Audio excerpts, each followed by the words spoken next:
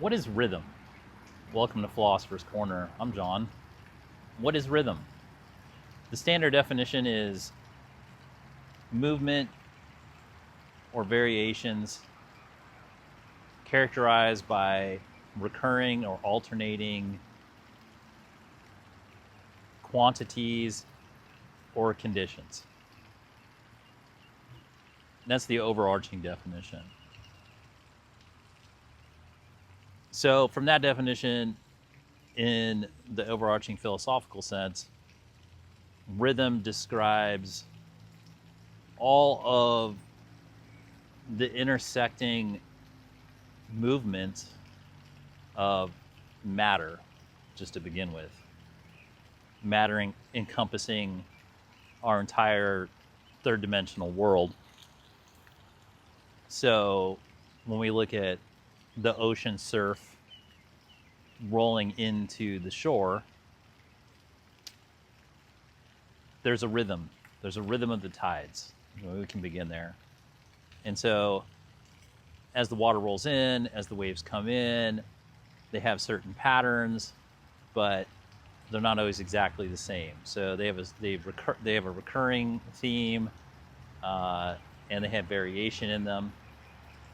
And they're coming into the shore, and we can map them out. They come in different sets, different ways, and they come in. Okay, and they're being contrasted to the stability, the relative stability and staticness of the shore that it's coming up on, and creates this contrast.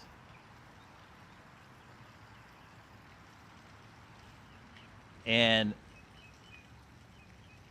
when we start to look around the reality, we can start to see that rhythm is prevalent in every aspect of the material reality.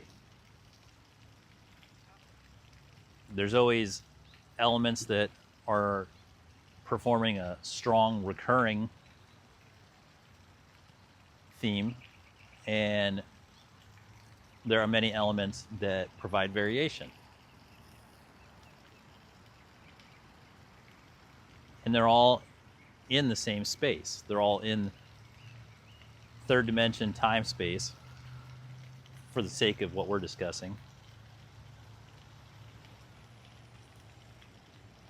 And they're interacting and intersecting. And the play between them of how they're interacting, intersecting, coexisting in the same space is what we describe as rhythm. There's a rhythm to it. Now, the rhythm doesn't have to be, it's not always consistent. It's not always the same beat the whole way through. And it depends where we place our perspective. But as an overall perspective of what we could call maybe a coordinating factor of reality itself, it's highly useful. Because when we really look at the reality in toto,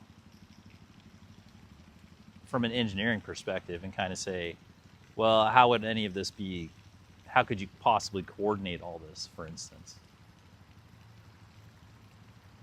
One of the things that comes to mind is timing.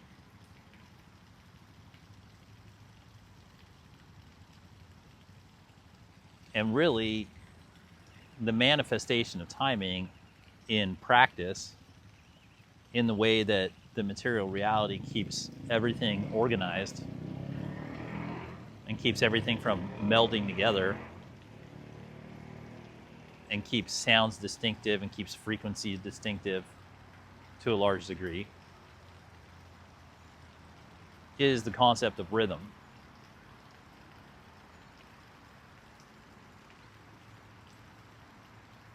It's a space that coordinates and simultaneously separates and fuses things together.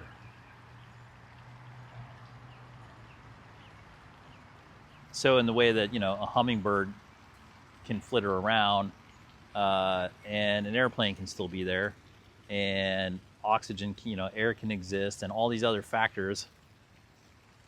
Sort of the air traffic control of the material reality, at least in the way that we observe it, is rhythm.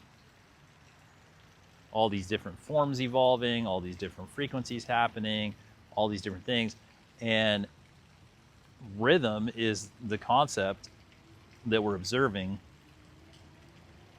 that seems to place any sort of order into this dimension for us to be able to comprehend it and not have to deal with the raw data behind everything. And in a way, it's the concept that, or the coordinating principle that makes it an enjoyable experience and at a minimum a manageable experience.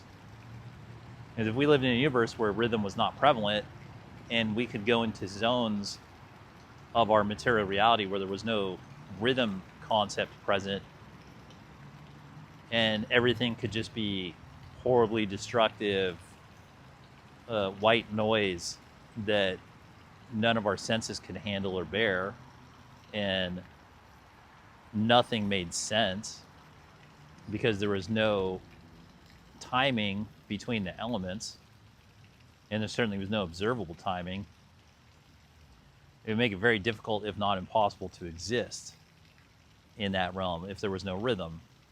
If we can see that rhythm is this organizing principle that both separates and symphonizes. And that's what it's doing for the physical elements all the time. That's always in play to maintain order within the universe, or perhaps it's the organic evolution of the order of the universe. Perhaps rhythm is the great conductor of the material realm that keeps it livable.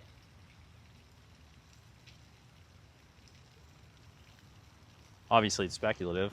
It's philosophy.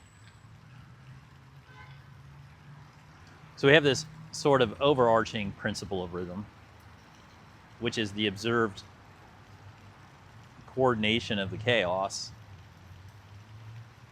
into something that has a rhythm. And then with rhythm, you can find flow. So for sure, there's the huge looking at all creation with rhythm, and that's obviously a lot to take in. And to get into a flow, we focus on one rhythm, and then all of a sudden it's sort of manageable, and you see it from that one perspective. Like we go back to the hummingbird, and you're flying around a garden, and you go to a flower, and then you go to your perch, and then you go to a water fountain, and then whatever, and you can kind of see, oh, okay, and then you're only taking in so much information in your little stream that you're flying around. And rhythm is keeping it all manageable. But rhythm is also what's providing you these flows, because the flow of that hummingbird is going to be dictated by the rhythm of the elements around it. It's going to fly, like if there's too much wind, if there's a hurricane-like gale come through a portion of the area that the hummingbird lives in, it's not going to fly into there. Well, that is a rhythm. Airflow is part of rhythm. Basically, everything's part of rhythm.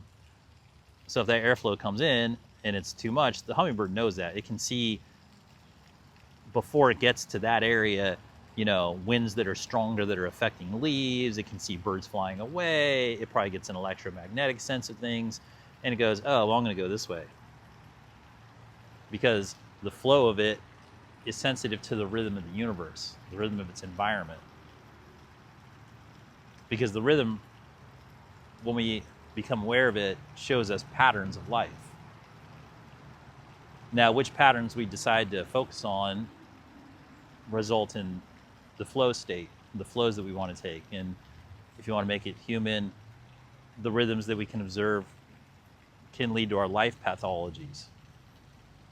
If you determine there are certain environmental conditions, you live in a certain world, it has certain laws, certain properties, certain conditions, some of which are recurring and some of which are very alternating.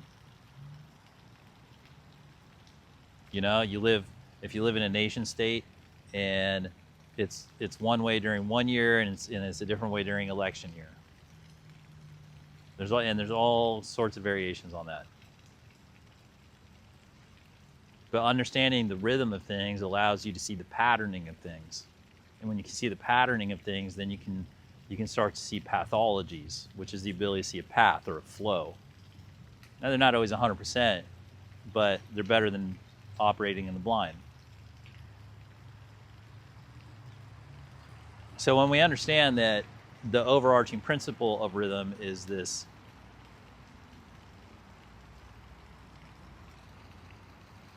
sets of conditions and quantities, some things recurring in a stable way and some things varying, and they're all mixed together, and that we have the ability to see that and then recognize patterns,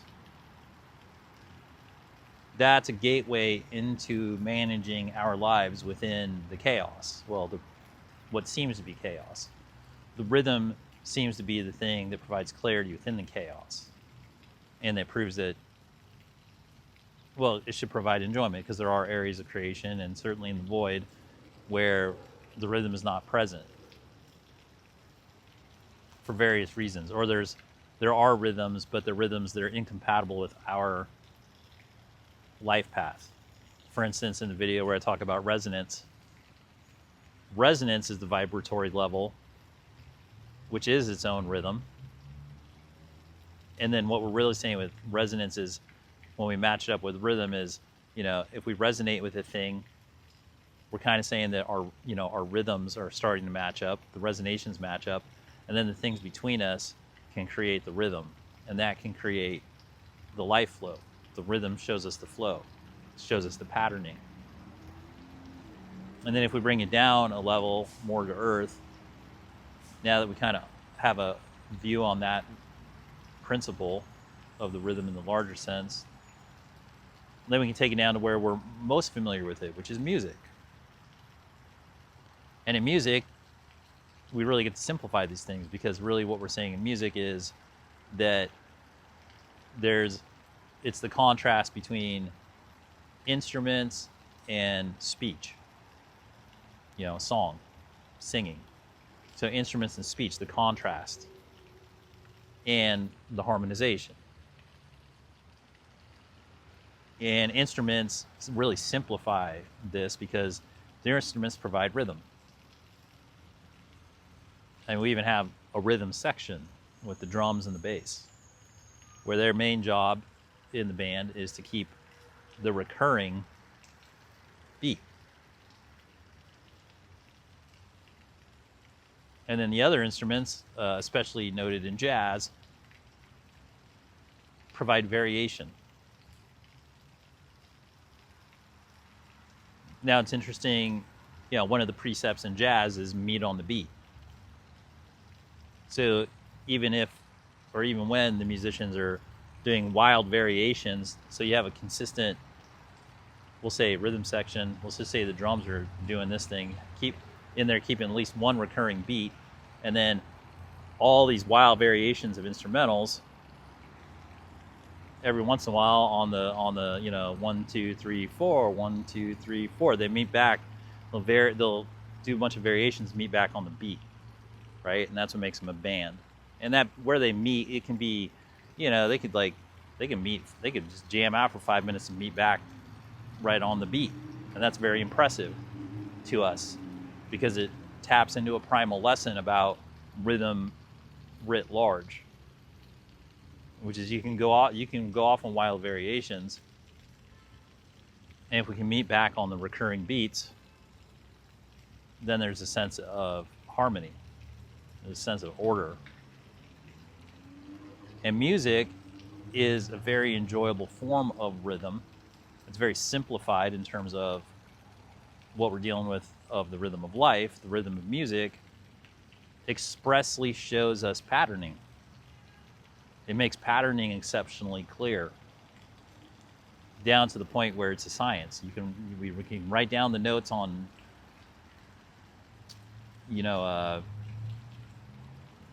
musical sheets, I'm forgetting the name, and we can score them out, write the notes down, write the beats down, hand the papers to anybody else, and they can put their music sheet down and they can play it. And they can play it, the London Philharmonic can play it just as well as the LA Phil, as long as they have the sheet music. It's a science. It's a science of patterning, which is recurrence and variation mixed together.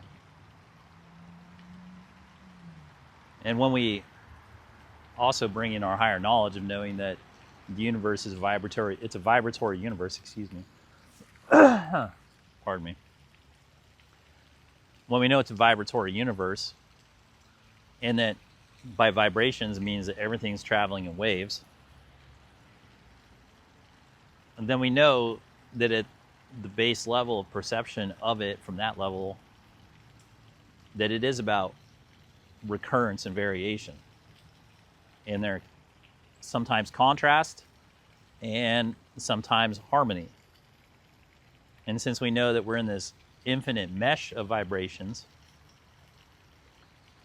we know that those periods are really subject to where we place our focus and attention on. Because in infinity, there's always going to be pockets of ultimate harmonization, and there's always going to be pockets of ultimate dissonance, and everything in between. So everything from harmony to contrast, or like extreme cacophony to extreme symphony. And we can exist in those. And it's interesting because the basic ingredients are simply recurrence and variation.